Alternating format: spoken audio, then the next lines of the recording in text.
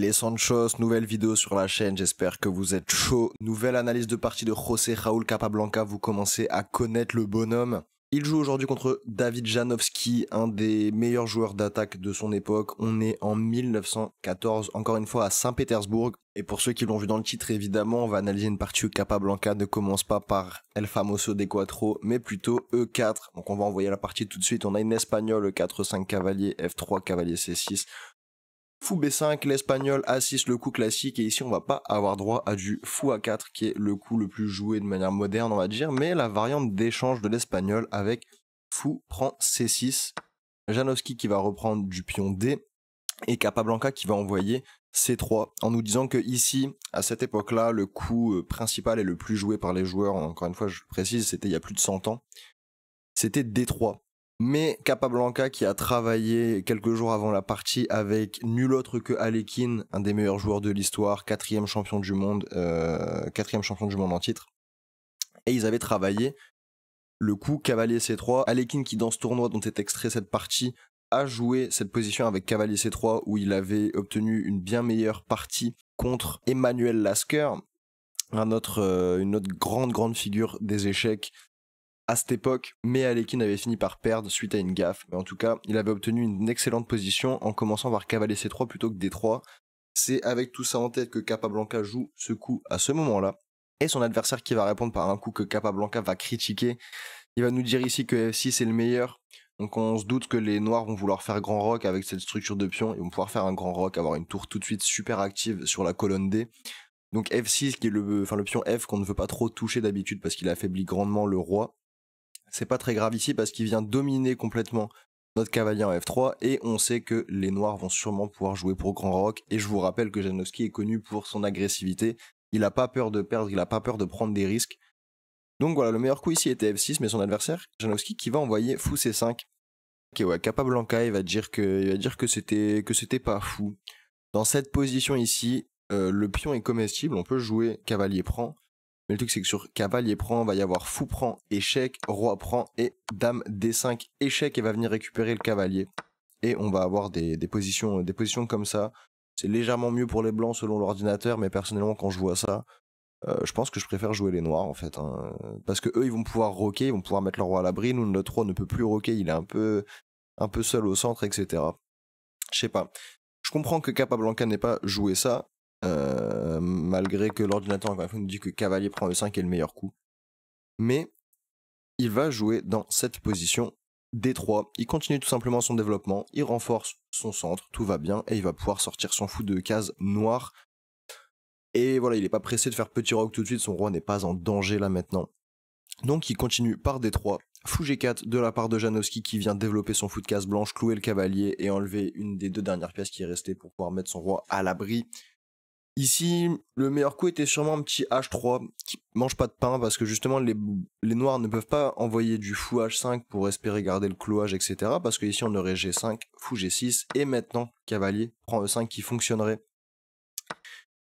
Donc sur H3, les noirs qui sont obligés soit de revenir à la maison, soit de venir donner la paire de fous contre ce cavalier ici. Dame prend, disons dame D6, petit roc, cavalier E7. On aurait pu avoir ce genre de position où les noirs peuvent faire petit ou grand roc. Et c'est ça joue aux échecs, quoi, tout simplement. Mais dans cette position, Capablanca qui ne va pas envoyer H3 et qui va continuer son développement, il va envoyer fou E3 en se disant que les noirs n'ont pas forcément envie de rebouger ce fou, sauf que là il est attaqué non protégé, donc ils vont venir l'échanger, et il n'est pas mécontent de reprendre du pion F. Il se crée des pions doublés certes, mais après petit roc on aura tout de suite une tour qui va être, une colonne qui va être utilisable par la tour en F1, qui s'est ouverte, et en se doublant ces pions ici, on vient quand même renforcer le contrôle du centre avec les pions blancs, donc c'est pas du tout dramatique. On a certes une structure moins bonne, mais une structure qui contrôle beaucoup de cases et qui est très solide, notamment au centre. Donc F prend un 3 très logique. Dame E7 de la part de Janowski qui prépare le grand roc potentiellement. Encore une fois, il peut jouer du cavalier H6, cavalier F6 et petit roc s'il le désire, mais ok, ça paraît assez logique. Et Capablanca qui va envoyer petit roc et grand roc finalement. Donc un jeu assez quand même audacieux de la part de Janowski qui vient jouer à roc opposé avec les noirs, etc. En général, on préfère éviter de faire grand roc avec les noirs. parce que les blancs commençant la partie, ils ont un tempo de plus, et dans des parties à rock opposé, c'est vraiment le dynamisme qui prime sur tout, et la sécurité de son roi. Donc en général, faire grand rock avec les noirs, faut vraiment savoir ce qu'on fait, ou faudrait que les blancs aient perdu pas mal de temps dans l'ouverture, ce qui est pas vraiment le cas de Capablanca ici. Donc, faut savoir ce qu'on fait, c'est compliqué, mais c'est dans le style de Janowski. Très agressif, et on n'a pas peur de perdre, on prend tous les risques possibles. Ok. Ici, il y avait pas mal de possibilités, Capablanca qui va envoyer un petit coup calme, un petit dame 1 ici. Il vient sortir de l'alignement avec la tour, il vient positionner sa dame sur des cases noires qui sont plus facilement exploitables que les cases blanches, parce que ici on a tous les pions, toute la structure de pions des blancs qui est sur case blanche justement. Donc ok, tour E1, et ici, le meilleur coup pour les noirs, c'était d'envoyer H5. On est à roc opposé, on veut envoyer la marée de pions sur le roi adverse, etc. Donc le meilleur coup c'était H5, je vais vous passer une petite variante en mettant les coups qui ont été joués dans la partie, sauf que H5 n'a pas été joué par Janowski. Disons tour B1 parce que les blancs veulent pousser veulent pousser le pion B, on va y revenir un peu en détail après. H4, on continue à pousser, on envoie l'épine, H3 pour bloquer, attaquer le fou, prise, tour prend, et maintenant cavalier H6, on vient se développer, maintenant que le pion est poussé, on a un pion bien avancé, etc., qui prend de l'espace sur l'aile roi et surtout au niveau de là où se trouve le monarque des blancs, et on va vouloir envoyer les pions avec le soutien du cavalier. Ok. Ça, c'était le meilleur plan dans cette position. Mais Janowski qui, avant d'envoyer H5, va envoyer cavalier H6. Donc là, il bloque mécaniquement son pion H qu'il aimerait pouvoir pousser, mais il se développe, c'est très très logique. Donc cavalier H6. Et ici, dans cette position, le souci des blancs, comme on l'a dit, c'est d'envoyer les pions, on veut envoyer la marée, on veut faire mal au monarque adverse, et donc on aimerait pouvoir pousser B4. Sauf que là, B4 est en prise avec la tour. Si on commence par A3 pour faire B4, c'est un petit peu lent, et il va quand même falloir protéger le pion B, parce que surtout on veut l'envoyer en B5, donc faire A3, B4, il faudra quand même protéger le pion B pour ensuite faire A4 qui soutiendra la poussée B5. Vous voyez un petit peu la chose. Donc Capablanca qui joue tour B1 dans cette position. Il veut pas perdre de temps avec A3 qui préférait pouvoir pousser en A4 en une fois, plutôt que de faire A3 juste pour escorter en B4, alors que c'est même pas B4 où on veut s'installer, c'est B5. Donc il met la tour derrière et il va vouloir pousser. Parce que son pion A, il pourra le mettre en A4, il est attaqué de nulle part, alors que son pion B, il est dans le viseur de la dame sur la case B4. Donc tour B1 très logique. Janowski qui continue son plan après cavalier H6, il avait l'idée de jouer F6 pour pouvoir pousser du G5 et aussi surtout se donner la case F7 pour son cavalier. Il va pouvoir se repositionner du bord vers le centre et contrôler des cases importantes pour pousser la marée de pion sur le roi adverse. Et Capablanca qui continue. C'est vraiment des échecs simples, efficaces. Là on est sur du grand rock, c'est tunnel vision sur son objectif, c'est-à-dire le monarque adverse. C'est pas aussi simple que ça, il faut aussi pouvoir anticiper les menaces de notre adversaire sur notre propre roi, etc. Mais le plus important, c'est le dynamisme et l'attaque, et donc on envoie. B4, on continue le plan, très logique, Janowski qui continue également son plan, vous voyez, les noirs qui jouent à l'aile roi, les blancs qui jouent à l'aile dame, et il y a que ça, et let's go quoi, one life en fait. Donc à votre avis, qu'est-ce qui joue Capablanca dans cette position? Et bah, Chia Quattro, on continue, hop, on vient rajouter un défenseur de la case B5 pour pouvoir pousser B5 et venir faire exploser les pions devant le roi adverse. Janowski qui commence à se dire, ah mince, les blancs, ils sont en avance sur le plan d'attaque sur le roi. Moi, je suis loin de pouvoir être aussi avancé avec mes pions, parce que c'est les pions qui vont ouvrir les lignes, etc. Et il commence un peu à prendre peur. Donc il envoie ici, fou prend F3 en se disant, j'échange une paire de pièces. Si pion prend, et on ne veut vraiment pas faire pion prend, il y aura du contre-jeu qui va arriver sur le roi. Le roi est vraiment tout nu, et ça peut créer du contre-jeu pour les noirs. Et sur tour prend ce qui a été joué, on a échangé une paire de pièces, donc il y a moins de matériel, donc moins de danger potentiel pour notre propre roi. Et en plus de ça, la tour en venant à F3, elle peut difficilement rejoindre le jeu à l'aile dame, et c'est vraiment là où les blancs veulent envoyer tout leur renfort, c'est à l'aile dame. Et donc cette tour, elle va devoir perdre un temps pour revenir soit en F2, soit en F1, pour ensuite pouvoir se décaler à l'aile dame et participer au jeu. Ici, on a Janowski qui va envoyer un petit B6, Capablanca qui nous dit que c'est forcé pour éviter la dislocation des pions de l'aile dame. Et il y a un coup qui n'est pas proposé dans son livre par Capablanca et qui est bon, même peut-être le meilleur coup ici de défense, c'est cavalier D6 dans cette position. on vient centraliser notre cavalier, on vient renforcer le contrôle de l'importante case B5 dont je vous parle depuis tout à l'heure. Et si on continue avec par exemple tour F1 pour se décaler, là on va envoyer quand même le contre-jeu. Le cavalier tient bien, maintenant on envoie notre jeu. Donc H5, B5, les blancs qui continuent. Prise, prise, cavalier prend, pion prend, tour prend. Et un petit B6 pour bloquer. J'ai passé relativement rapidement, mais en gros, avec un cavalier D6, on peut échanger un peu massivement. Et les blancs, ils vont vraiment avoir du mal à mater, à faire quelque chose de très concret dans cette position. Parce qu'il reste plus que les pièces lourdes, donc ça peut être suffisant pour mater, mais c'est vraiment limité par rapport à il y a 5-6 coups. Et les noirs sont prêts, ont déjà commencé à envoyer leur contre-jeu, etc. Et je pense qu'on est plus proche de la nulle que d'une victoire d'un joueur ou de l'autre. Donc, Janowski ici qui envoie B6 et non pas B5, qui est plutôt mauvais, parce que là, donc, faut replacer cette tour, donc tour F2. Là, si on envoie le contre-jeu, les blancs prennent maintenant, prise, et un magnifique cavalier en D5 ici, gagne un tempo, et prépare la poussée C4. Et on aurait eu ce genre de position, et là, c'est vraiment avantage blanc. Donc, très logique ce qu'a fait Janowski dans la partie. Après, tour prend F3, on va revenir un tout petit peu. Donc après A4, il se rend compte que c'est chaud, donc il échange des pièces et il vient mettre un petit peu hors jeu cette tour avant de faire B6 pour essayer de bloquer. Comme ça, quand les blancs vont pousser, ils pourront peut-être échanger une fois et ensuite venir coulisser pour complètement fermer la position et dire aux blancs, bah c'est bien, vous avez poussé, vous êtes arrivé avant moi, mais vous pouvez aller nulle part et ensuite ça va être à moi d'envoyer mon contre-jeu. Ok. Capablanca qui lui, il continue son plan, hein, c'est straightforward, droit au but, il envoie B5, prise, donc on se dédouble les pions et on vient échanger une paire de pions, A prend B, et ici on vient pas reprendre ce qui ouvrirait la colonne A pour une potentielle infiltration des pièces lourdes des blancs sur la colonne A, mais A5 dans cette position, hop, on ferme, on a nos pions qui sont solides, je sais pas, un petit roi en B7 il serait plutôt safe parce qu'encore une fois il n'y a plus le fou de case blanche de la part des blancs, donc ils pourraient difficilement exploiter cette diagonale qui en plus est un peu bloquée par leur propre pion ici. Donc solide, et on craint pas grand chose ici, selon l'analyse de Janowski, mais Capablanca qui va lui montrer avec une simplicité déconcertante que non mon gars, c'est pas comme ça que tu vas t'en sortir, tu vas t'en prendre plein la gueule et tu vas regretter ton grand rock et ton choix un peu trop agressif. Il va envoyer ici, je vous laisse chercher si vous voulez trouver le coup qu'il a envoyé qui est ultra logique et de toute façon on l'a déjà vu. Petit cavalier D5, on vient gagner un tempo sur cette dame et on veut surtout libérer la colonne C pour pouvoir pousser notre pion jusqu'en C5 pour essayer encore une fois de disloquer la petite muraille de pion qu'il y a devant le roi adverse. Mais c'est ultra logique, tout est si simple à comprendre dans les coups de cette partie, c'est encore une magnifique illustration, si ce n'est la meilleure que je vous ai fait sur la chaîne, du style de Capablanca.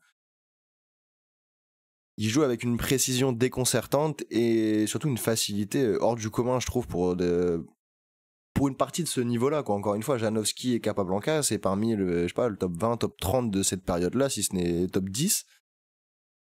Et c'est simple, quoi. Il fait passer Janowski pour un débutant, vous allez le voir. Donc la dame est attaquée, il peut pas rester à l'aile dame, donc il vient en C5, il vient proche de la défense, etc. Et il vient mécaniquement bloquer la case C5 pour éviter qu'un pion puisse venir pour disloquer la structure. Sauf que Capablanca continue, avec le coup le plus logique, son pion aussi, à attaquer C4, et on se retrouve avec un magnifique cavalier blanc sur la case D5, sur un très bel avant-poste, et c'est sous l'égide de ce dernier que les blancs vont pouvoir mettre en place leur jeu, ils vont vouloir jouer D4, chasser la dame, C5, ouvrir la position, et rentrer en force comme ça, et les noirs ne peuvent rien faire dans cette position. Donc que fait Janowski après C4 ? Il n'y a pas beaucoup de coups. Le seul truc auquel il faut faire attention, qui pourrait permettre aux noirs potentiellement d'espérer une nulle et de pas se faire rouler dessus, c'est d'espérer pouvoir échanger une tour contre par exemple un cavalier et un pion et se retrouver à -1, mais en enlevant pas mal de jeux aux blancs et espérer pouvoir tenir une nulle comme ça. Une nulle un petit peu tristoune, mais c'est leur seule chance. Là, les blancs sont complètement dominants, je veux dire, ça se voit. Le seul problème à la limite, ça pourrait être cette tour qui est un peu mal placée, qui participe pas trop au jeu, mais au moins elle protège ce pion qui est attaqué si la dame veut bouger, etc. Donc c'est plutôt harmonieux, il faudrait juste trouver quelque chose à faire de cette tour, mais sinon cette tour-là ne joue pas, celle-là elle fait pas grand-chose pour l'instant, le cavalier est un petit peu en retrait, la dame elle menace de menacer, mais on en est un peu loin, et ils ont toujours pas commencé à pousser les pions vers le roi adverse, quoi. Donc ils sont bien loin de poser des problèmes concrets aux blancs, et Capablanca qui va profiter d'avoir les mains libres pour continuer tout simplement. Donc Janowski qui envoie ici cavalier G5, il gagne un tempo sur la tour, il met son cavalier un petit peu vers l'avant et potentiellement il pourra le mettre en D6 pour contrôler cette importante case D4. Parce que les blancs, vraiment leur plan c'est juste de pousser D4 et de tout faire exploser en gros. Et vu que leurs pièces sont mieux placées, etc., que leur roi que le roi noir est moins en sécurité de ce côté-là, etc., c'est vraiment ce que les blancs veulent essayer de mettre en place. Très simple. Donc la tour est attaquée. Donc Capablanca qui a joué ici tour F2 et non pas tour F1, parce que si on joue les coups qui ont été joués dans la partie, donc après tour F2 dans la partie, il y a eu cavalier E6, dame C3, on centralise la dame, on lit les tours, etc., on vient renforcer le contrôle de la case D. Là, dans cette position, les noirs peuvent faire le sacrifice dont je vous parlais tout à l'heure, à base de tour prend, E prend D5, et dame prend E3, échec. Maintenant que la tour a bougé et que la dame également, on va se retrouver dans ce genre de position. Capablanca a certes un pion de plus, mais après, roi bouge, cavalier C5, le cavalier bloqueur qui vient annihiler toute la poussée des blancs. On a ce magnifique pion E5 qui empêche mécaniquement les blancs de jouer D4. Il n'y a que comme ça qu'ils pourraient... Il faudrait qu'il n'ait pas ce pion-là et que les blancs puissent jouer D4, chasser le cavalier, puis C5 et là espérer quelque chose. Et dans cette position, les noirs tiennent tout juste au prix d'une qualité et d'un pion. Enfin, au prix d'une qualité. Et c'était la meilleure chance pratique. Sauf que Capablanca, de manière très fine, a vu cette nuance. Et dans cette position, il n'a pas replacé sa tour en F1, mais il l'a replacé en F2. Et toute la différence, c'est qu'après cavalier E6, dame C3, ici, il n'y a pas tour prend, parce que sur pion prend, on n'aurait pas dame prend. Enfin, on aurait dame prend, mais pas sur échec. C'est là toute la nuance, parce qu'il y a la tour en F2. Et donc après ça, on n'est pas obligé, on n'est pas forcé de jouer roi H1, et il y aurait juste le cavalier en prise avec en plus un pion qui passe, mais juste pas jouable parce qu'on perd du matos, parce qu'il n'y a pas la prise sur échec à ce moment-là. C'est toute la nuance du choix entre tour F1 et tour F2. Et donc Capablanca qui, très propre, donc a envoyé tour F2, donc je repasse les coups, voilà. Et donc ici, Janowski ne peut pas prendre le cavalier comme on vient de le voir, donc il se dit, bah je vais doubler, ramener mes dernières pièces en jeu, et on va bloquer comme ça, et peut-être que ça passe pas. Sauf que non, ça va être tranquille, Capablanca qui va envoyer. Donc ici, comment on progresse encore une fois, qu'est-ce qu'on aimerait faire? D4, c'est pas possible pour l'instant parce que trop bien protégé, donc Capablanca qui continue, simple, efficace, tour D1, hop, il renforce par rayon X le contrôle de la case D4. Il a un plan et il fait tout pour le mettre en place. Roi B7 de la part de Janowski ici, qui savait pas trop comment continuer, il aurait peut-être pu doubler ici. Son coup de roi est un peu lent, je dirais, parce que les blancs, c'est très clair de ce qu'ils vont faire et ils l'empêchent pas vraiment en fait avec roi B7. Et je trouve qu'à partir de roi B7, on peut limite défiler les coups qui sont tous ultra simples avec tout ce que je vous ai expliqué et ça va gagner tout seul, mais vraiment tout seul. Donc après roi B7, comment vous continuez ici avec les blancs? Bah maintenant qu'on a fait tour D1 et qu'il a pas renforcé le contrôle ici potentiellement, bah hop, on envoie un petit D4. Il attaque la dame. La dame vient en D6, il la décale ici. Tour C2, on vient ramener la dernière pièce en jeu, on fait une petite batterie avec la dame. Nous, maintenant qu'on a fait D4, on veut pousser C5, donc on renforce notre contrôle sur la colonne C, qui est plutôt bien contrôlée ici. Donc tour C2, super logique. E prend D4, attaque la dame de la part de Janowski. On reprend du pion E, on se dédouble les pions, et là on a un magnifique centre qui va avancer encore une fois tout seul. Cavalier F4, El Famoso de la part de Janowski qui veut venir espérer changer des pièces, etc. pour limiter la casse et peut-être se sauver comme ça. Mais on s'en fout en fait. Comment vous continuez ici? Eh ben on va pas échanger, on va pas faire je sais pas quoi. On continue le plan C5. C'est encore plus fort que cet échange-là parce que on vient attaquer la dame. Oui, mais Janowski reprend, enfin fait cavalier prend, intermédiaire parce que attaque la dame. Et donc là on est obligé de faire quelque chose. Donc E prend D. La dame qui se sauve du coup hop, de cette attaque-là avec dame prend D5. Et comment vous clôturez la partie ici?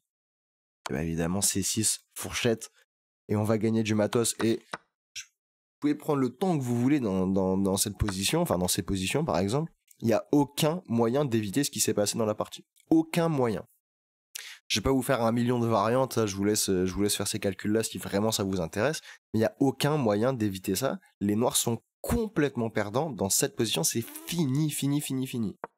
Donc C5, voilà, cavalier prend, pion prend. Dame prend parce qu'on veut, la dame est attaquée, on veut pas la perdre. Mais sauf que là, en sauvant la dame, on va perdre la tour. Pion prend, dame prend. Et là, on va passer. Il envoie D5, son pion passé. Il a sa magnifique batterie. Il peut juste envoyer D6. Tour E8, il ramène sa dernière pièce. D6. C'est prend D6. Et tour C6. Et dame C6, pardon. Attaque tout, propose l'échange des dames. Si les dames s'échangent, on aura une tour contre 3 pions. Et ça va pas suffire pour gagner à ce niveau-là. Janowski qui abandonne dans cette position. Et une partie que j'adore, enfin moi c'est la raison pour laquelle j'aime autant le style de Capablanca et que c'est un de mes joueurs préférés, si c'était mon joueur préféré, c'est que, je sais pas, c'est facile quoi, je veux dire c'est facile de battre des joueurs aussi forts, et ce qui est facile c'est pas à quel point il a défoncé Janowski, c'est que l'explication des coups, on n'a pas besoin de se tirer les cheveux pour comprendre ce qui a été fait dans la partie, tout est limpide, tout est clair. Et cette partie-là, je pense que c'est même peut-être la partie la plus simple que je vous ai présentée sur la chaîne de la série de parties de Capablanca. Je sais pas vous, mais moi, à aucun moment, j'avais l'impression d'être perdu dans la partie, perdu dans ce que faisaient les joueurs. Janowski y compris, tout était plutôt sensé dans ce qu'il faisait. Mais bon, il a fait des erreurs, donc c'est moins intéressant. Juste Capablanca, vous allez le voir, je vais vous faire une petite review, mais il a fait une partie parfaite selon les ordinateurs, quasiment.